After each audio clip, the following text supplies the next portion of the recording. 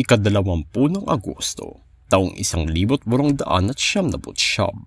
nagkaroon ng kasunduan sa pagitan ng Estados Unidos at ng sulong sa mga unang taon ng kolonisasyon ng mga Amerikano sa Pilipinas na naganap ilang buwan lamang matapos ang pagbenta ng Espanya sa bansa sa kasunduan ng Paris. Ginawa ito sa pagitan ng Amerikanong general na si John C. Bates at ang pangalawang Haji Muhammad Jamalul Kiram na sultan ng Sulu noong panahong iyon na may layuning pigilan ng sigalot sa kapuluan ng Mindanao at Sulu sa pamamagitan ng pagkilala nito sa soberanya ng Estados Unidos habang pinapanatili ang pagsasarili at tradisyon ng mga Muslim, kabilang na din ang pangako ng buwanang bayad para sa sultan. Kalaunan ay ipinawalang bisa ito at itinigil ang makapagbabayad dahil taliwas daw umano ito sa pulisiya ng sentralisasyon ng mga Amerikano at ginamit at dahilan ng pagkabigo daw ng sultan na pigilan ng pang-aalipin at pamimirata na nagbigay daan upang hindi na nila kilalanin ang kapangyarihan ng sultan at nagkaroon ng direktang administrasyon ng Estados Unidos sa rehiyon na naging dahilan ng mahigit 1.5